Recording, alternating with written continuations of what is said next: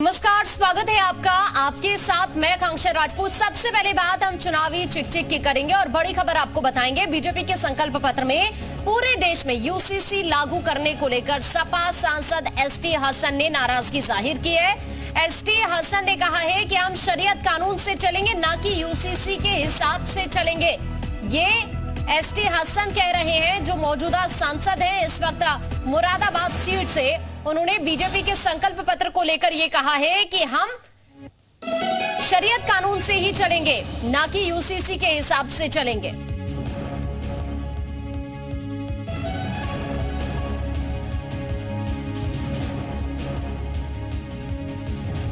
UCC हमारे देश की एक विशेषता है कि अनेकताओं में एकता हमारी विशेषता है।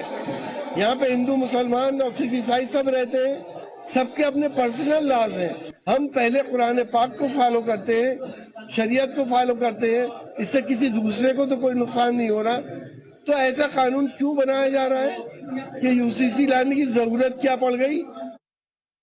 तो एसटी हसन को अभी आपने सुना, वो कह रहे हैं कि यूसीसी लाने की जरूरत क्या पड़ गई, हम शरीयत के हिसाब से ही चलेंगे, हम नहीं चलेंगे यूसीसी के हिसाब से। ये एसटी हसन कह रहे हैं। इस वक्त हमारे साथ बीजेपी से राकेश त्रिपाठी जी जुड़ गए हैं, उनका रुख कर लेते हैं। राकेश जी, बहुत स्वागत है आपका। सपा सांसद एसटी हसन कह रहे हैं कि शरीयत से ही चलेंगे, यूसीसी के हिसाब से वो नहीं चलेंगे। क्या जरूरत पड़ गई इसे लाने की?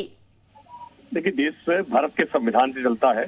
भारत के संविधान के अनुच्छेद 44 राज्य के directive principle of the state में स्पष्ट तौर पर लिखा है कि देश में एक समान नागरिक संहिता होनी चाहिए, और भारतीय जनता पार्टी ने अपने वैचारिक अधिष्ठान में इसको हमेशा जोड़ा है। और इसीलिए भारतीय जनता पार्टी ने अपने मैनिफेस्टो में, संकल्प पत्र में भी इसको स्थान दिया है कि देश में सभी नागरिकों के लिए एक समान नागरिक संहिता होनी चाहिए। हम इसकी वकालत करते रहे। अलग अलग राज्यों में इसको लेकर के हमने प्रयास भी प्रारंभ किए हैं, और समेकित रूप में पूरे देश भर में जो श्रेष्ठ परंपराएं हमारे समाज की हैं उनको लेकर के एक समान कानून सबके लिए बने। हम इसके लिए हमेशा प्रयासरत थे, कंसेंसस बनाने के लिए भी, सबको साथ जोड़ने के लिए। दुर्भाग्यपूर्ण यह है कि कुछ लोग इस देश को इस्लामिक मुल्क के तौर पर देखना चाहते हैं। कुछ लोग इस देश में इस्लामिक कानूनों की वकालत करते हैं और शरिया की वकालत करते हैं। ये संविधान का खुला उल्लंघन है, संविधान की मूल भावना का उल्लंघन है।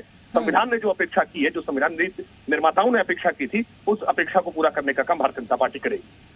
लेकिन राकेश जी, अभी अगर देखा जाए, मौजूदा सांसद हैं एसटी हसन, और अगर वही इस तरह की बातें करेंगे, तो अगर आगे इस तरह की चीजें होती हैं तो उसे इम्प्लीमेंटेशन में तो बहुत ज्यादा दिक्कत आ जाएगी। देखिए, ये सारी बातें समाज के लोग देख रहे हैं कि पार्लियामेंट तक पहुंच जाने वाला कोई व्यक्ति किस तरह से संकीर्ण मानसिकता का हो सकता है, और समाजवादी पार्टी की यही सोच है। मजहबी तुष्टीकरण में वो इतने अंधे हो जाते हैं कि वो भारत के संविधान तक को ताक पर रखने के लिए तैयार हो जाते हैं। क्या भारत का संविधान जो हमको मूल अधिकार देता है, क्या भारत के संविधान जो मूल कर्तव्य की अपेक्षा करता है, जो भारत का संविधान राज्य के नीति निर्देशक तत्व बनाता है, क्या हम उन संविधान को मानने को तैयार नहीं है? क्या जो सुप्रीम कोर्ट के दर्जन भर से ज्यादा आदेश हैं, जिसमें बार बार इस बात की अपेक्षा की गई है कि देश के सभी नागरिकों के लिए समान नागरिक संहिता बननी चाहिए, क्या सुप्रीम कोर्ट के उस निर्णय से संतुष्ट नहीं है? समाज किसी की ठेकेदारी से नहीं चल सकता है, किसी मजहब की भावना के आधार पर नहीं चलेगा, राष्ट्रीय भावना के आधार पर चलेगा। और एक समान नागरिक संहिता विशेष तौर पर महिलाओं के लिए ये विशेष आवश्यकता है कि इसमें महिलाओं के साथ जिस तरह की गैर बराबरी होती है, यह आवश्यकता है कि देश में सभी महिलाओं के लिए भी एक समान संहिता जब बनेगी तो उनके लिए भी बराबरी के अवसर उत्पन्न होंगे।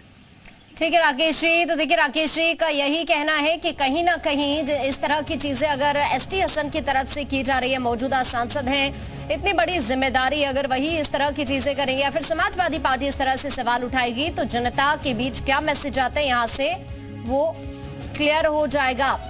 तो राकेश जी लगातार हमारे साथ बने हुए हैं। एक बार फिर से मैं राकेश जी आप ही का रुख करना चाहूंगी, क्योंकि अब एसटी हसन को लेकर इस तरह की चीजें और इस तरह का बयान जिस तरह वो दे रहे हैं यूसीसी को लेकर, कुछ मुसलमान वो भी हैं राकेश जी जो इसके समर्थन में नजर आ रहे हैं। लेकिन ऐसे में जो अन्य मुस्लिम जाति के लोगों की अगर मैं बात करूं, तो कहीं ना कहीं उनके अंदर भी तो ये गलत मैसेज जा रहा है ना इस तरह की बातों से। संपर्क कट गया उनका, हम फिर से उनके साथ जुड़ने की कोशिश करेंगे। लेकिन आपको ये बता दें कि एसटी हसन जो इसी बात को कह रहे हैं कि वो शरीयत को ही फॉलो करेंगे, वो यूसीसी को फॉलो नहीं करेंगे, और वो ये भी कह रहे हैं कि इसकी जरूरत ही क्यों पड़ी। एसटी हसन का सीधा सीधा यही कहना है कि क्यों यूसीसी लेकर आना है। वो कह रहे हैं कि बीजेपी नफरत फैला रही है, इस तरह की बातें एसटी हसन कह रहे हैं। और उन्होंने कहा कि कुरान ने जो हुक्म दिया है हम उसे ही फॉलो करेंगे, यानी वो शरीयत को ही फॉलो करेंगे, वो यूसीसी को फॉलो नहीं करेंगे। उन्होंने ये क्लियर कह दिया है। हालांकि कुछ अन्य नेता भी है समाजवादी पार्टी के जो इसके विरोध में नजर आ रहे हैं, लेकिन मौजूदा सांसद हैं एसटी हसन और अगर इस तरह की बातें वो कर रहे हैं तो आने वाले टाइम में यूसीसी को लेकर लोगों के मन में भी और ज्यादा सवाल उठने लगेंगे। हालांकि बीजेपी का यही कहना है कि देश हित में फैसले वो ले रही है, लेकिन अब यूसीसी को लेकर एक बार फिर से एसटी हसन ने इस तरह का बयान दे दिया है। वो कह रहे हैं कि पिछले 65 सालों में इसकी जरूरत नहीं पड़ी और अब इसकी जरूरत क्यों पड़ रही है।